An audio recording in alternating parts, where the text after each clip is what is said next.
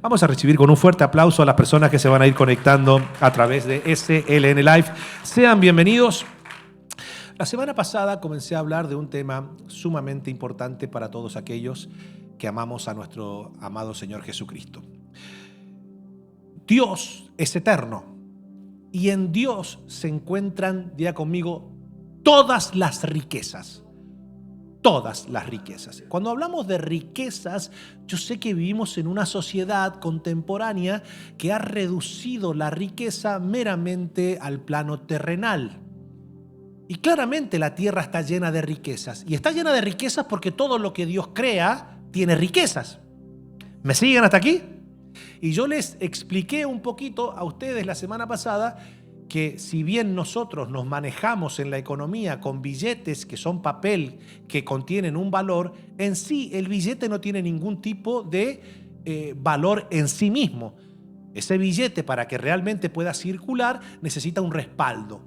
Ese respaldo está claramente basado en riquezas materiales de este mundo. Oro, diamante, rubí, piedras preciosas, libras esterlinas. ¿Me siguen? Entonces, le dije la otra vuelta que cómo se generaba la pobreza. Bueno, yo comienzo a emitir dinero y no tengo respaldo de las riquezas de esta tierra y eso genera inflación. La inflación genera claramente un poder adquisitivo cada vez menor en las personas que viven en un país y eso lleva a un colapso que puede ser una hiperinflación de modo tal que el salario pasa a ser mínimo, la inflación pasa a ser máxima, la gente no tiene poder adquisitivo y se empobrece. ¿Ok? Hasta aquí nosotros básicamente tenemos que entender cómo se maneja un poquito la economía. Ahora, Dios es rico en esencia. O sea, como Dios es eterno y su esencia claramente es espiritual, Dios es espíritu, entonces es eterno, es espíritu y Dios, todo lo que en él hay contiene riquezas. ¿Me siguen? Visibles e invisibles, materiales y espirituales, terrenales y celestiales. ¿Me siguen? Entonces, hay dos extremos que pueden llevar a una mala interpretación de la Escritura. El pensar que las riquezas de Dios son meramente terrenales y eso genera una codicia en el corazón de los seres humanos que lo impulsa permanentemente a pensar que lo único que necesitan en esta tierra es riqueza material. Y después está el otro extremo que dice, no, vamos a satanizar las riquezas terrenales y nos vamos a enfocar solamente en las riquezas celestiales. Cuando, ¿quién creó el planeta Tierra? A ver, ayúdeme. ¿Quién lo creó? ¿Quién creó el universo? Entonces, si Dios crea el planeta Tierra y Dios no está interesado en que usted y yo conozcamos las riquezas de lo que es este planeta Tierra, ¿para qué puso riquezas en el planeta? O sea, diga conmigo, balance. Entonces, en un mundo donde, por ejemplo, en nuestros días la teología, la doctrina se ha materializado tanto que las personas hoy miran a Cristo como esa plataforma de esperanza para poder alcanzar esas riquezas que son materiales, nada más, y que a la postre, pues como son materiales y pertenecen a este globo terráqueo, son efímeras, son fugaces, no son eternas. Como nuestro cuerpo tampoco es eterno. Dios, para que este cuerpo nosotros lo podamos disfrutar en la eternidad, tiene que cambiar esto mortal por inmortal, esto corruptible por algo incorruptible. ¿Me siguen? Entonces, esta enseñanza, que no sé cuántos domingos me va a tomar, yo necesito que usted y yo entendamos cómo fluir en esas riquezas que son las riquezas eternas de Dios. Pero claro, nosotros debemos entender que nuestro ser está compuesto, le dije la semana pasada, por espíritu, alma y cuerpo, los cuales deben ser guardados irreprensibles hasta la venida de nuestro Señor Jesucristo. Entonces, Dios, en primera instancia, quiere que nosotros conozcamos sus riquezas espirituales, sus riquezas celestiales, sus riquezas eternas. ¿Me siguen? Entonces, cuando nosotros somos ricos espiritualmente, ricos en Él, entonces después nosotros nos vamos a asegurar que cualquier plataforma de riqueza terrenal que Dios nos permita tener no nos va a corromper el corazón, porque somos ricos en el espíritu. Entonces, ¿qué hace la gente? La gente dice, no, déjame enriquecerme primero acá y cuando ya esté acomodado acá, entonces Dios sabe que ahí sí, que se agarre el diablo porque no me... No. Después lo vamos a ver, cómo las riquezas de este mundo, si no estamos preparados espiritualmente, nos pueden corromper. Por eso que esto va a ser una enseñanza larga. Pero claro, hay riquezas espirituales. Fuerte, diga conmigo, hay riquezas espirituales. Y quiero comenzar leyendo este versículo, que es un versículo que seguramente muchos de nosotros lo hemos leído y algunos por ahí lo olvidan. La bendición de Dios, fuerte, a ver, la bendición de Jehová es la que enriquece y no añade tristeza con ella. Toda persona que quiera enriquecerse materialmente sin enriquecerse espiritualmente va a ser una persona triste, deprimida, avariciosa. Por eso que la bendición de Jehová enriquece y no añade tristeza, porque comienza su bendición enriquecedora en el espíritu, no en la materia. Como comienza en el espíritu y no en la materia, entonces encuentra gozo, no tristeza. Yo conozco a mucha gente muy pudiente, rica materialmente hablando, pero triste, ansiosa, desesperada, estresada, porque tiene miedo de que en algún momento lo que tiene, lo que logró construir, se le vaya, se le esfume. Pero la bendición, cuando es realmente de Dios, no hay de qué temer, porque cuando nuestro tesoro está en el cielo, ahí no hay ladrón que pueda robar, ni orín que pueda corromper. Ok. Vamos rápido, permítame pasar rápido. Y hay riquezas espirituales de las cuales la Biblia nos enseña a que nosotros debemos practicar. ¿Cuáles algunas de esas riquezas espirituales? La misericordia es una riqueza espiritual, muy poco practicada en nuestros días, obviamente, pero es muy poco practicada porque claramente hay gente que todavía no ha entendido que si hoy tiene acceso a la eternidad no es producto de su caridad humana, no es producto de que es buena gente. Acá nadie se salva por mérito propio. Acá hubo un Dios todopoderoso, santo y perfecto, que decidió tener misericordia de nosotros y darnos vida eterna solo por gracia en Cristo Jesús. Entonces, esto es interesante porque dice la Biblia, y Él os dio vida a vosotros cuando estabais muertos en vuestros delitos y pecados, en los cuales anduvisteis en otro tiempo, siguiendo la corriente de este mundo, conforme al príncipe de la potestad del aire. Entonces, hay mucha gente, escuchen, hay mucha gente que claramente no logra ver el favor de Dios en su vida, no logra ver la grandeza de Dios en su vida, no logra ver la victoria, porque son personas o rencorosas, resentidas, que se creen mejor que los demás, que sienten que, bueno, a mí Dios, ¿por qué me va a mandar al infierno? Si yo, vaya, no seré perfecto, pero tremenda buena gente que soy. Mira lo que te voy a decir, no te vista que no va. Todos estábamos muertos en delitos y pecados. El espíritu que ahora opera en los hijos de desobediencia, entre los cuales también todos nosotros vivimos en otro tiempo en los deseos de nuestra carne, haciendo la voluntad de la carne y de los pensamientos, y éramos por naturaleza hijos de ira, los mismos que los demás. Esa era nuestra condición antes de Cristo. Ahora, pero mira lo que dice la Escritura.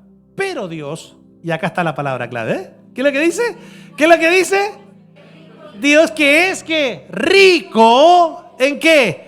En misericordia, por su gran amor con que nos amó, aun estando nosotros muertos en pecados, nos dio vida juntamente con Cristo. Por gracia sois salvos, y juntamente con Él nos resucitó, y asimismo nos hizo sentar en los lugares celestiales con Cristo Jesús, para mostrar en los siglos venideros las abundantes riquezas de su gracia en su bondad para con nosotros en Cristo Jesús. Porque por gracia sois salvos por medio de la fe, y esto tampoco es de vosotros, pues es don de Dios, no por obras, para que nadie se gloríe, porque somos hechura suya, creados en Cristo Jesús para buenas obras, las cuales Dios preparó de antemano para que anduviésemos en ella.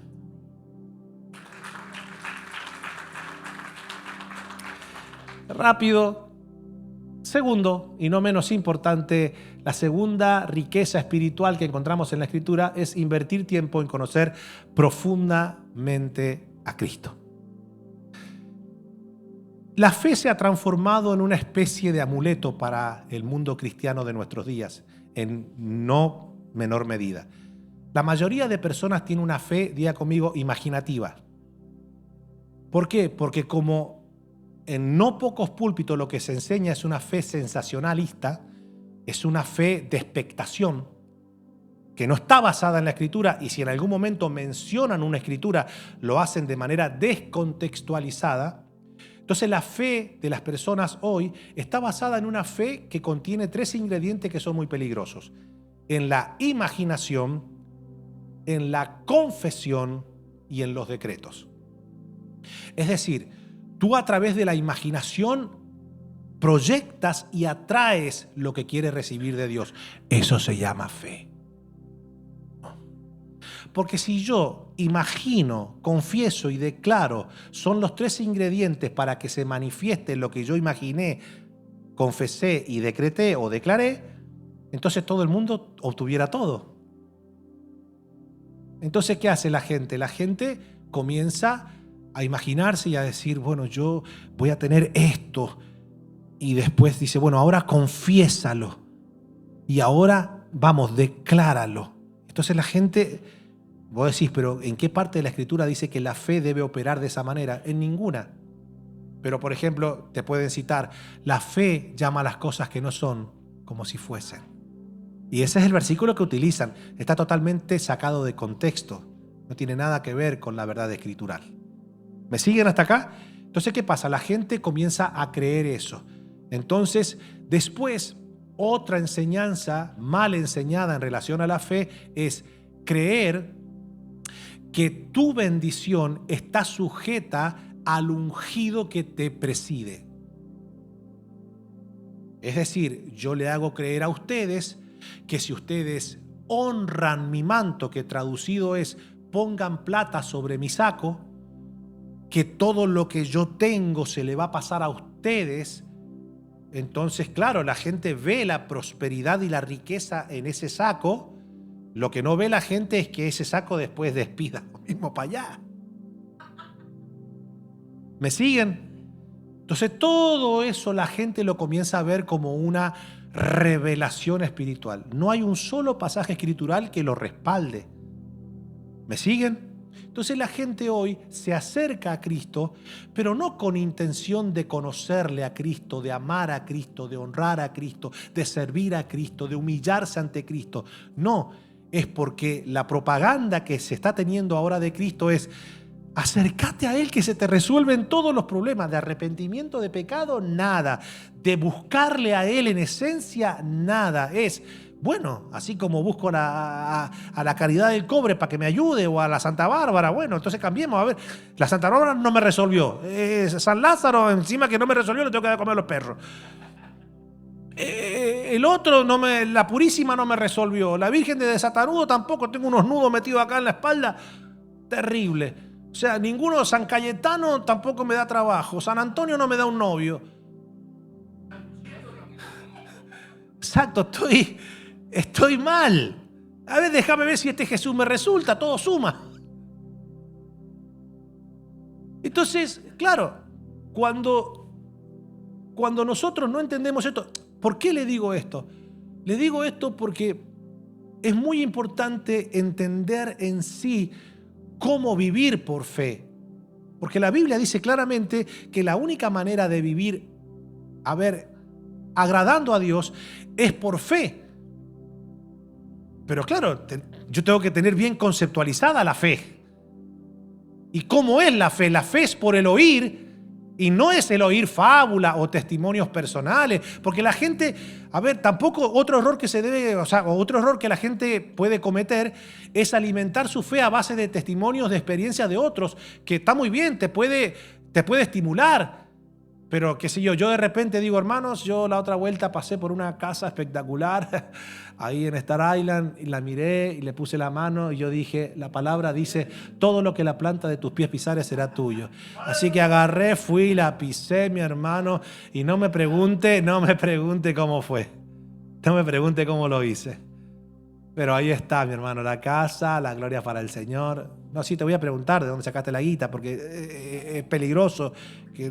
Sí, es peligroso. No sé si me hago entender cómo. Entonces la gente por ahí no logra. Entonces dice, bueno, si lo haces con él, lo haces conmigo. Si lo haces con él, lo haces conmigo. Va y le pone el pie a un Efficiency de Hialeah y ni eso puede comprar. Entonces, el problema tal vez es que tenía las zapatillas equivocadas o no te sacaste las sandalias. ¿Se dan cuenta, verdad? Pero diga conmigo, pregúnteme, pastor, entonces, pero ¿por qué se produce eso? Porque el que es un negociante de la fe se quiere aprovechar de la pereza espiritual de aquellos que no buscan profundamente la revelación de Cristo. No son ricos en el conocimiento de Cristo. Porque una persona que tiene todo por basura con tal de llegar al conocimiento de Cristo Jesús, es muy poco probable que esté engañada en el Evangelio. ¿Me siguen? Entonces, el Evangelio se trata de Cristo, de conocerle a Él, de amarle a Él, de exaltarle a Él, de servirle a Él. Y mientras más conozco a Cristo, porque en Cristo está el gran tesoro, Él es nuestro tesoro, en Él están todas las riquezas espirituales. Y mientras nosotros nos enamoramos de Cristo, le servimos a Él, le adoramos a Él, es Él la esencia de todo. ¿Me siguen? Entonces, mira lo que dice Pablo, porque Pablo lo entendió a esto. Entonces Pablo dice, esto es tan profundo, es tan glorioso, que los creyentes deben entender, y Pablo lo tenía en su lista de prioridades de oración. Y mira lo que oraba Pablo. Por esta causa también yo, habiendo oído de vuestra fe en el Señor Jesús. Escuchen esto es interesante, por eso que esto no se trata de revelación, esto se trata de leer pausadamente. Pablo no dice, por esta causa también yo, habiendo oído de vuestra fe en lo que el Señor nos puede dar. Porque el cristianismo, o gran parte del cristianismo de nuestros días, no está enamorado de Jesús. Está enamorado de lo que promete Jesús darle por creer en Él. Eso se llama una relación de interés. Y de vuestro amor para con todos los santos, no ceso de dar gracias por vosotros, haciendo memoria de vosotros en mis oraciones, para que el Dios de nuestro Señor Jesucristo, el Padre de gloria, os dé espíritu y de revelación en el conocimiento no de lo que Él promete darnos, no de Él, en esencia. A ver, papis, ¿a ti te gustaría que tu hijo te vaya a ver porque te ama a ti, o porque quiere, o te va a ver para ver qué puede sacar de ti? Mira, algunos me miran como diciendo, ay, pastor, dígaselo a mi hijo. Pero mira lo que dice ahora, alumbrando los ojos de vuestro entendimiento, para que sepáis, ¿saber qué, pastor? ¿Saber qué? Que estoy a 72 horas de ver la casa que siempre, oh my God, prepárate porque Dios te va a dar el carro que siempre, oh my God. Para que sepáis cuál es la esperanza a que Él os ha llamado. ¿Y cuál es? Ayúdeme, ayúdeme. ¿Y cuál es la riqueza de la gloria de su herencia en los santos? ¿Y cuál la supereminente grandeza de su poder para con nosotros los que creemos según la operación del poder? No está mencionando absolutamente nada de materia. Está hablando de todas riquezas de autoridad espiritual, de majestuosidad espiritual. Está hablando de cosas gloriosas espirituales. Dice, según la operación del poder de su fuerza, la cual operó en Cristo, resucitándole de los muertos y sentándole a su diestra en lugares celestiales, sobre todo principado y autoridad y poder y señorío, y sobre todo nombre que se nombra, no solo en este siglo, sino también en el venidero, y sometió todas las cosas bajo sus pies, y lo dio por cabeza sobre todas las cosas a la iglesia, la cual es su cuerpo, la plenitud de aquel que todo lo llena en todo.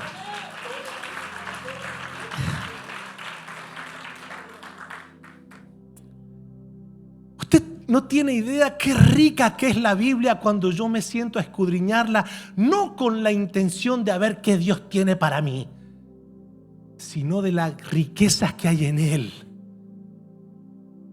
Por eso es que usted va a ver que hay tantos cristianos hoy día tristes, deprimidos, se sienten vacíos, viven en soledad, estresados, ansiosos, porque le falta la plenitud de aquel que todo lo llena en todo. Si Cristo lo llena todo, entonces no hay por qué sentirse ni vacío, ni depresivo, ni estresado. Lo que te estresa es la ansiedad por querer alcanzar la materia. Pero las riquezas de Dios deben ser construidas desde el Espíritu, no desde la materia. Y Pablo lo entendió y dice, por favor, Señor, alumbra los ojos del entendimiento espiritual de estas personas para que puedan ver las riquezas que hay en Cristo y cuál es la supereminente grandeza de su poder, la cual opera en Cristo, resucitándole de entre los muertos, pero también lo dio por cabeza a la iglesia. Claro, uno lee eso y para quienes aman al Señor, para quienes adoran al Señor, y lo lee y uno se regocija. Pero para una persona que tiene su mirada puesta solamente, ay, eso qué aburrido, ay, no entiendo, esas cosas no las entiendo. Pero bien que entendés cuando te dice, prepárate porque tus mejores días ahora. Dios me está mostrando que en estos 30 días, en estos 60 días, estamos en el año 20, oh my God, 2025, sume, 2 más 5 son 7, número perfecto. Así te dice el Señor, 7 es lo que vas a ver. Viene un tiempo de aceleración sobre tu vida, oh my God. Y la gente se va diciendo, che, Dios me habló, porque te hablan en argentino. Che, Dios me habló. ¿Qué te habló? Me dijo que voy a conseguir en 60 días lo que no logré en 30 años. Uy, qué bueno. ¿Y? ¿Solamente eso? No, sí. ¿Pero qué? ¿Solamente tenés que creerlo? Sí, el pastor me dijo que había que creerlo, pero también había que sellarlo.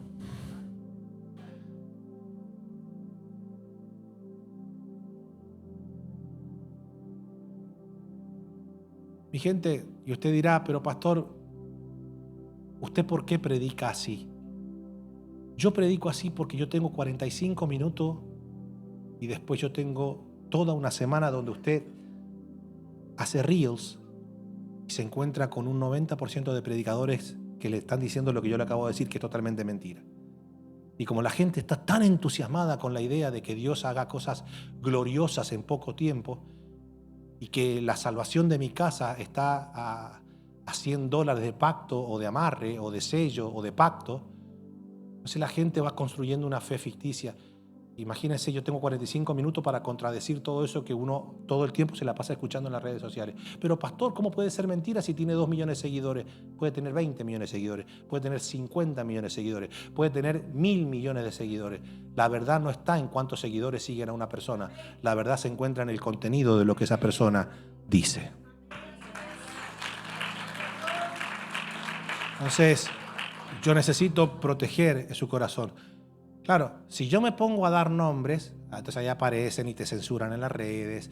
Y siempre está aquel que dice, dio nombres, ¿para qué le tiene envidia? Yo no le tengo envidia de nadie, mi hermano. ¿Qué le voy a tener envidia? De nada. Si yo soy una persona que aprendí a ser feliz, imagínense que vivo con mi suegra hace 20 años. Yo ya, a mí no hay, mire, mi hermano, a mí no hay nada que me haga infeliz. ¿Sabes lo que viví 20 años con tu suegra?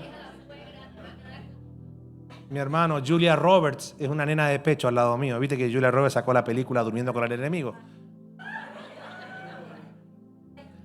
Yo, mi hermano, a esta altura de mi vida, a mis 35 años, mi hermano.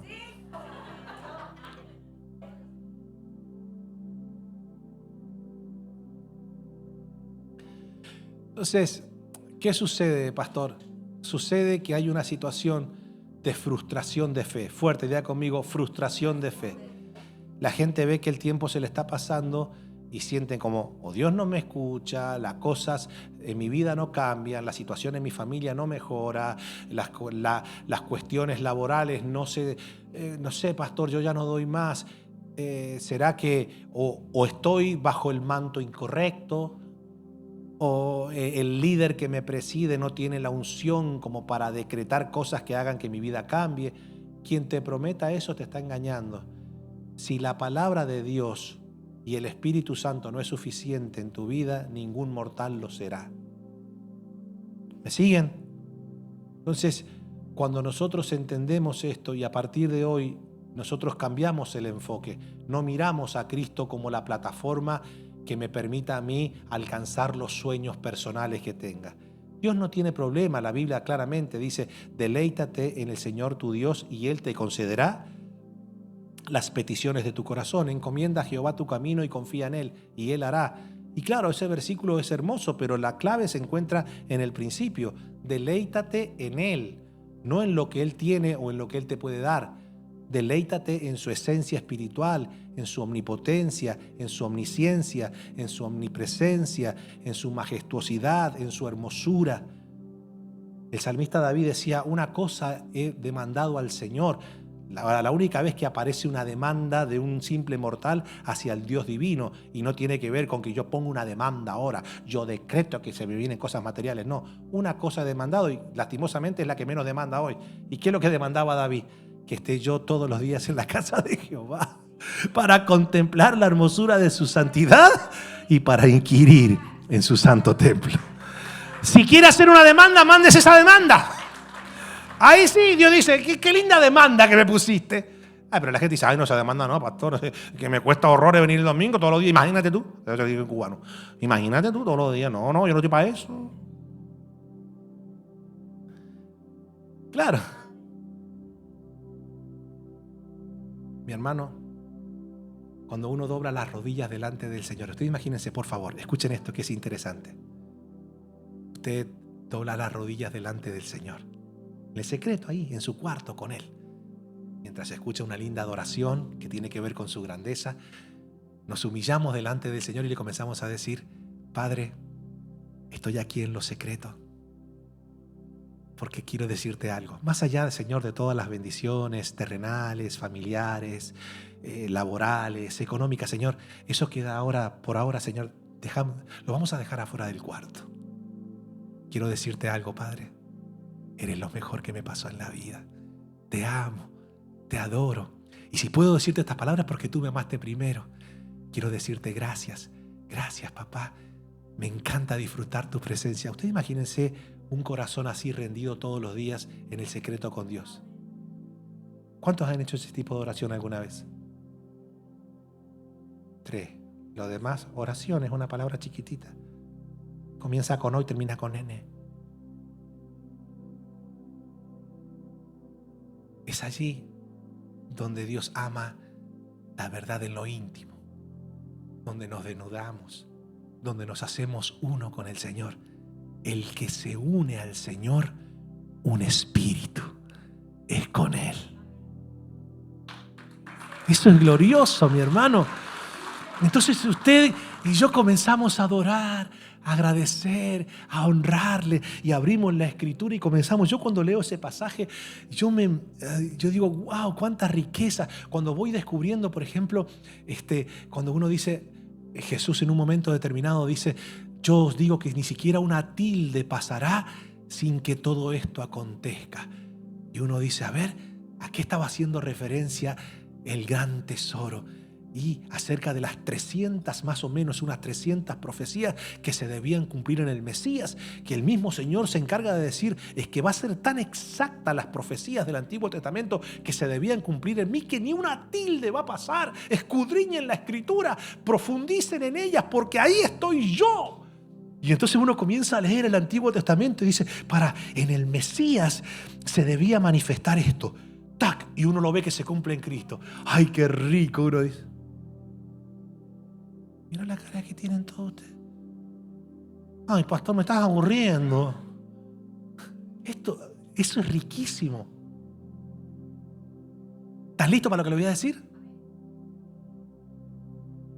Jesús cumplió todas las profecías. Todas. Que el Antiguo Testamento vaticinaron que se debían cumplir en el Mesías. ¿Cuáles fueron las últimas palabras que Jesús dijo en la cruz del Calvario? ¿Y qué significa consumado es? Es decir, faltaba una tilde que hasta que no se cumpliera, él no lo podía decir. O sea, es decir, ya se terminaron todas las profecías que se debían cumplir en mí. Si faltaba la tilde, por más que Cristo hubiese cumplido 299 profecías, entonces Cristo no era el Mesías. ¿Me siguen hasta acá? Antes de que Jesucristo dijese consumado es, ¿cuál fue la última profecía que se cumplió?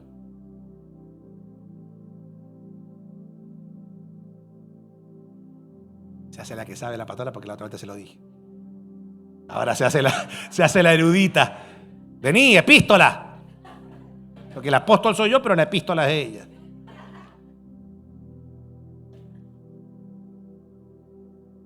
Había una profecía en el Antiguo Testamento, si bien ya Jesús había cumplido todas, había una que decía que cuando él pidiera agua le darían a beber vinagre.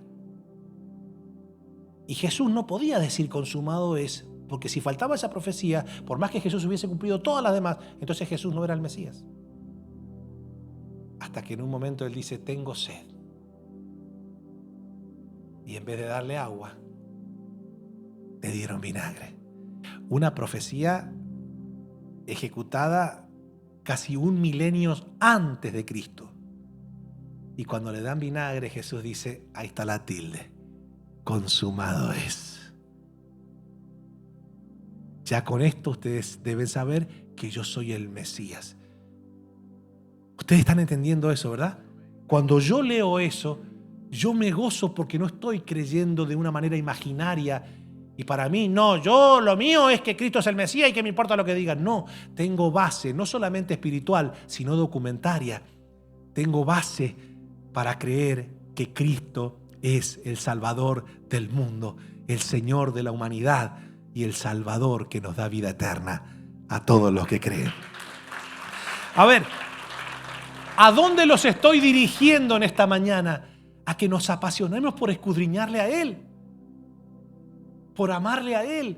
Por eso que el apóstol Pablo, él dice, todo lo que para mí era ganancia, el prestigio religioso, el bienestar económico, porque claramente Pablo, si estudió a los pies de Gamaliel, no cualquiera estudiaba a los pies de Gomeliel. No cualquiera estudiaba a los pies de Gamaliel. Era el rabino más prestigioso de la época, era como el Harvard de nuestros días. Vos tenías que venir de una familia pudiente y no cualquiera obtenía la ciudadanía romana. Pablo tenía la ciudadanía romana, conocía todas las culturas. Pablo decía que le aventajaba a sus contemporáneos, era fariseo de fariseo. Todo eso era un prestigio enorme para él, para la familia. Y Pablo dice, bueno, todo lo que para mí, porque más allá de que sea un prestigio enorme, eso le generaba, se podría decir, algún tipo de riquezas materiales y terrenales. Sin embargo, él dice, todo esto que para mí era una ganancia espiritual, religiosa, egocéntrica, lo tengo por basura. Por basura con tal de llegar ¿a qué? Con tal de llegar al conocimiento de Cristo Jesús, mi Señor. Allí hay más riquezas que en los demás, en las demás ganancias que para mí eran prestigio. ¿Me siguen? Entonces la iglesia debe recuperar hoy, los creyentes de nuestros días, usted y yo, debemos recuperar la pasión por enriquecer nuestro conocimiento del Señor. Abramos la Escritura, escudriñemos al Señor, amémosle, adorémosle, pero desinteresadamente. No busquemos a Jesús solamente para que Él me resuelva los problemas. Él es experto en resolver problemas. Él es experto en darnos victoria. En Él somos más que vencedores. En Él ninguna arma forjada de las tinieblas podrá prosperar contra nuestras vidas. En Él somos claramente victoriosos. Pero más allá de eso, la iglesia debe recuperar el amor genuino y desinteresado por su Señor.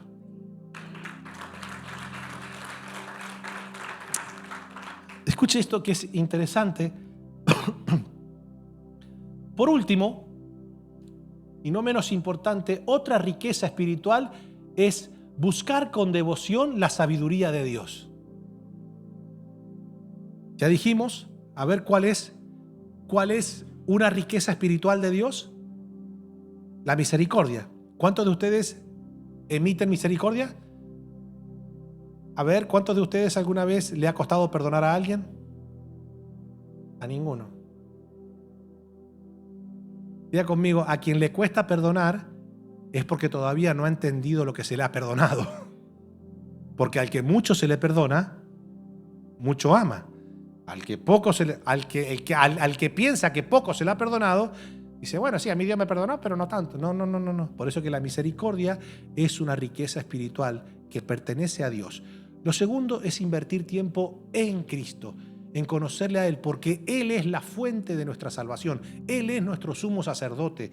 Él es el que lo llena todo en todo. En Él estamos completos. Juntamente con Él estamos sentados en los lugares celestiales. ¿Me siguen? ¿Me siguen? Entonces, la Escritura se abre con siempre la intención de profundizar en el conocimiento de Él. Ahora, después diga conmigo, viene la sabiduría. Que la sabiduría claramente es una riqueza que le pertenece a Dios. En Él habita toda la plenitud de sabiduría. Dios es un Dios sabio. Entonces, cuando nosotros invertimos tiempo en escudriñar la Escritura para madurar en la sabiduría, para adquirir sabiduría, entonces nosotros vamos a ser más eficaces a la hora de tomar decisiones, a la hora de interpretar la Escritura, a la hora de enfrentar pruebas. Por ejemplo, Santiago en un momento determinado comienza su carta diciendo: tened por sumo gozo cuando os halláis en diversas pruebas, sabiendo que la prueba de vuestra fe produce paciencia, mas tenga la paciencia su obra completa para que podáis ser cabales y perfectos sin que os falte cosa alguna. Viene hablando de un contexto de pruebas que claramente una persona, ¿cómo puede decir? Pero ¿cómo tú me vas a decir a mí que ante una eventualidad de problemas, de conflicto, de crisis, yo tengo que tener un gozo no solamente normal, sino debe ser un sumo gozo? ¿Por qué? Bueno, usted y yo debemos entender que la actitud con la cual nosotros enfrentamos los problemas cumple un papel importante. Si usted lo enfrenta a los problemas siempre con un espíritu derrotista, negativo, a ver, que todo el tiempo, yo salgo de Guatemala, me meto en Guatepeor. Las pruebas se magnifican y la fe se va asfixiando. Pero ¿cuándo es que uno tiene sumo gozo para enfrentar las pruebas? Cuando entiende quién está con uno en medio de las pruebas. Si Dios es con nosotros, ¿quién contra nosotros? Entonces, todos nosotros sabemos que las pruebas son una oportunidad a las cuales Dios nos pone delante para que nuestra fe sea desafiada, para que nuestra paciencia sea desarrollada, para que el diablo sea avergonzado y para que nosotros podamos superarnos en medio de las pruebas. Pero noten ustedes que el siguiente versículo del apóstol Santiago dice: y si alguno tiene falta de sabiduría, pídala a Dios, el cual la da abundantemente sin reproche, y le será dada. ¿Y pero qué tiene que ver lo que veníamos hablando con la sabiduría? Es que hay gente que no entiende a veces las pruebas, porque para enfrentar las pruebas necesitas la sabiduría de Dios. Y la sabiduría de Dios tiene un fundamento, tiene un génesis, que es el temor de Dios. Según Salomón, dice que el principio de la sabiduría es el temor de Dios. ¿Y por qué el principio de la sabiduría es el temor de Dios? Porque la sabiduría viene claramente de Dios para que se derrame en nuestra vida, y esa sabiduría a nosotros nos da la habilidad de conocer lo que está bien de lo que está mal. Entonces, cuando hablamos de temor de Dios, hablamos de respeto y reverencia. ¿Qué pasa cuando una persona no tiene temor de Dios y la sabiduría, por ejemplo, comienza a tratar de la persona alcanzar sabiduría? Cuando no hay temor de Dios, la persona con la sabiduría se jacta, se vanagloria. Y inmediatamente la persona dice: yo soy una persona muy pensante, muy intelectual, muy capaz, muy culta, yo no necesito a Dios. Claro, eso fue lo que le pasó a Eva. Eso fue lo que le sugirió Satanás. Satanás le sugirió, le dice: mira, acá hay algo que Dios te está ocultando. Yo, sabes que te lo digo de onda, yo seré Satanás, pero te quiero mucho. Así que con que Dios os ha dicho que el día que coman de ese árbol de la sabiduría, que nos hace saber el bien y el mal, ustedes van a morir, me parece que hay algo que Dios no te ha contado del todo bien. Mire, tenga cuidado con las sugerencias, mi hermano. Satanás le vive sugiriendo cosas al oído de los creyentes.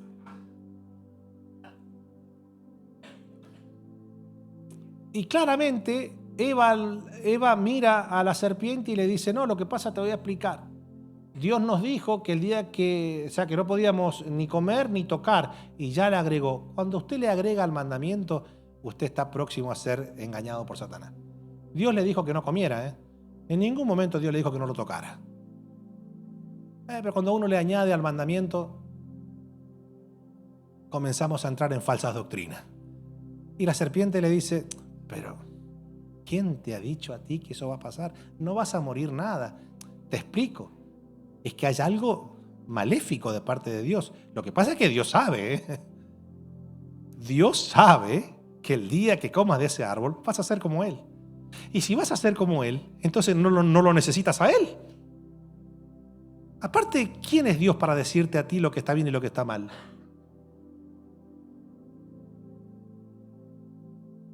Pregunto, ¿no es el pensamiento que gobierna gran parte de la humanidad hoy? ¿Quién es Dios para decirme a mí lo que está bien y lo que está mal? Están comiendo de ese árbol, que es querer disfrutar de la sabiduría sin contar con el temor de Dios.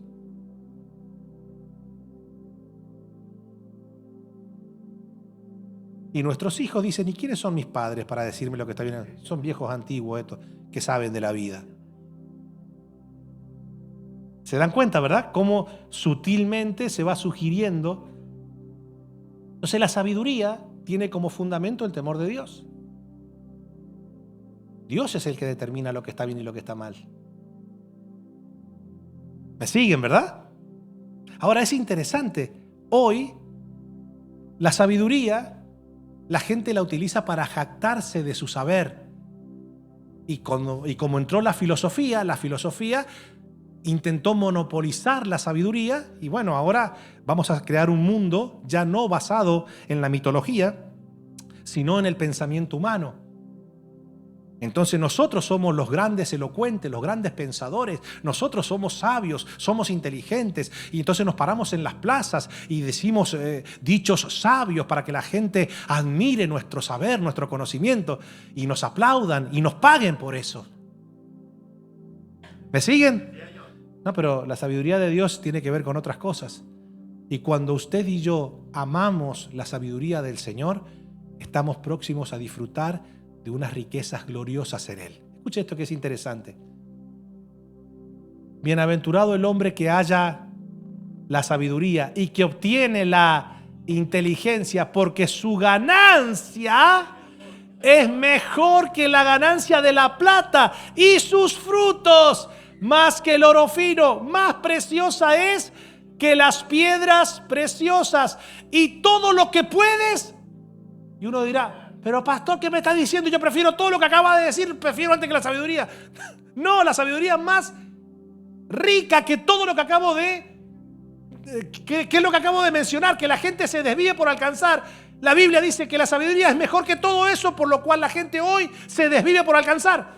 Y dice, y todo lo que puedes desear no se puede comparar a ella. ¿Qué es lo que me va a dar la sabiduría? A ver, largura de días está en su mano derecha y en la izquierda riquezas y honra. Es la única vez que tú vas a encontrar riquezas y honra en la izquierda.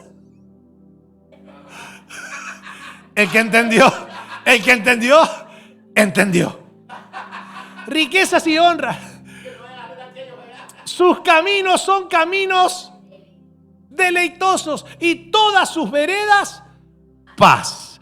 Ella es árbol. Ay, está, mire qué lindo lo que le acabo de mencionar del Edén recién. Ella es árbol de vida a los que de ella. Claro, lo que pasa es que Eva le echó mano al otro árbol. Tenía que haber echado a este árbol. Nunca olvide que fue de Eva la culpa. Ella es árbol de vida a los que de ella echan mano. Y bienaventurados son los que la retienen. Jehová con sabiduría fundó la tierra ¿Qué más hizo? Afirmó los cielos con inteligencia. Con su ciencia los abismos fueron divididos y destilan rocío los cielos. Hijo mío, no se aparten. Please. Yo leo esto y mire. Praise the living God. Hasta en inglés hablo. No se aparten estas cosas de tus ojos. Guarda la ley y el consejo y serán vida a tu alma y gracia a tu cuello. Entonces andarás por tu camino confiadamente y tu pie no tropezará. Cuando te acuestes, no tendrás temor, sino que te acostarás y tu sueño, no vas a sufrir de apnea del sueño. Dice, no tendrás temor de pavor repentino, ni de la ruina de los impíos cuando viniere, porque Jehová será tu confianza y Él preservará tu pie de quedar preso. No te niegues a hacer el bien a quien es debido cuando tuvieres poder para hacerlo. Lo que está diciendo es, no te endeudes para ayudar. Si tienes, ayuda. No digas a tu prójimo, anda y vuelve, y mañana te daré, cuando tienes contigo que darle. No intentes mal contra tu prójimo que habita confiado junto a ti. No tengas pleito con nadie sin razón, si no te han hecho agravio.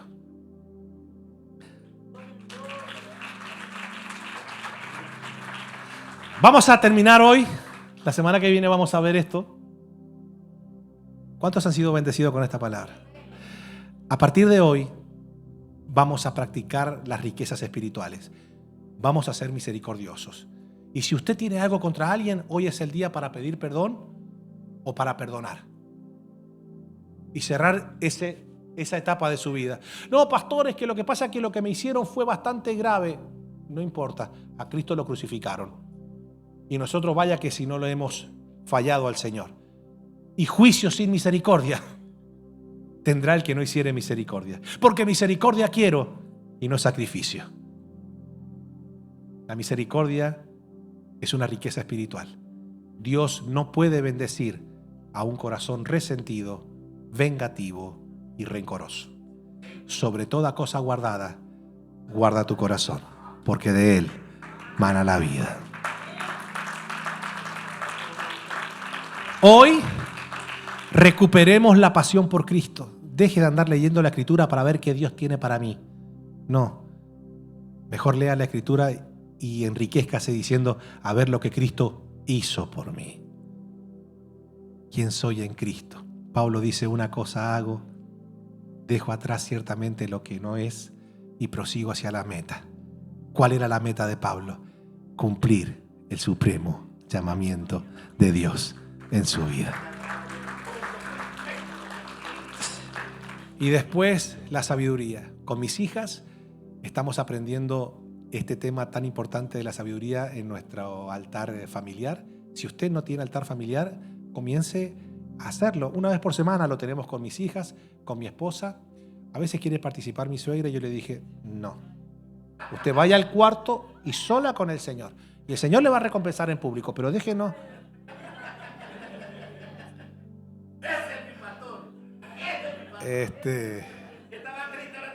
Y estamos teniendo unos lindos debates con mis hijas, pero la iglesia debe recuperar. Usted y yo debemos tener una vez por semana, no le digo, ahí va, se reúne con la familia, llame a sus hijos, y entonces ya hablen de la palabra, saquen un tema. Nosotros estamos ahora por el capítulo 3 de Proverbios. Les dije que hicieran una tarea de Proverbios de la mujer sabia que edifica su casa. Entonces, nada. Exacto, estaba lleno de mujeres y después que cada una me trajo una sinopsis de lo que ellos pensaban que decía el versículo, le dije, bueno, ¿ustedes en qué número están? Agacharon la cabeza y se fueron avergonzadas, tristes.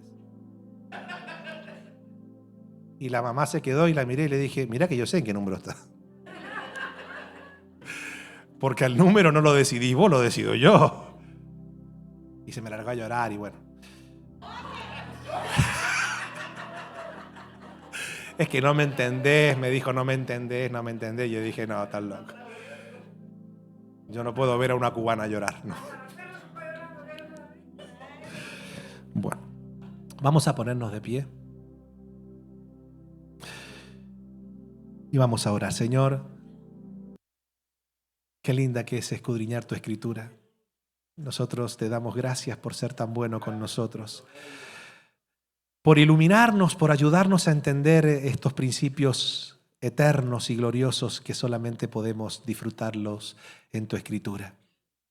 Hoy nosotros queremos pedirte perdón si por algún momento de nuestras vidas no hemos perdonado a nuestros semejantes. Te pido que nos perdones, Señor. Al fin y al cabo, tú has tenido tanta misericordia con nosotros. De hecho, nuevas son tus misericordias cada mañana sobre nuestras vidas. Perdónanos, Señor, si en algún momento cometimos el error o tuvimos la osadía de pensar que alguien no merecía nuestro perdón cuando tú nos perdonas tanto. Queremos ser misericordiosos, benignos, así como tú lo eres con nosotros, Señor. También te queremos pedir perdón si por momento hemos priorizado el bien material por encima de las riquezas que hay en Cristo. Ayúdanos, Señor, a seguir a Cristo no por lo que Él nos puede dar, sino por lo que Él ya hizo por nosotros. Amarle en gratitud.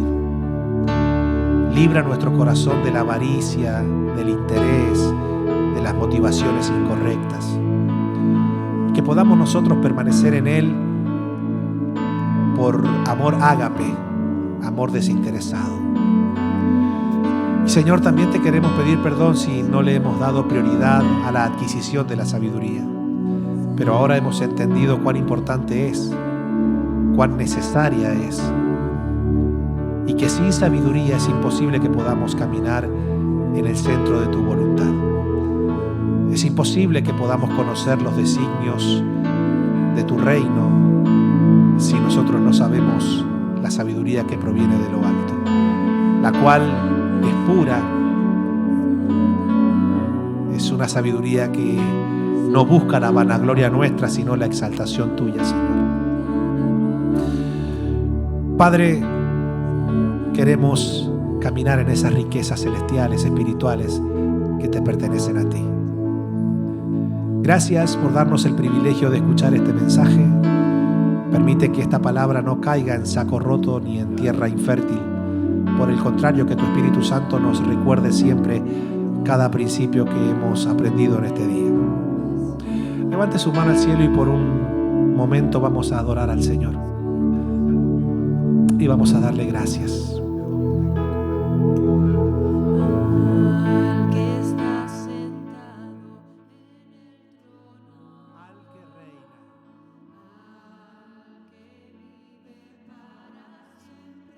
Sea la gloria. A ver cómo canta la iglesia.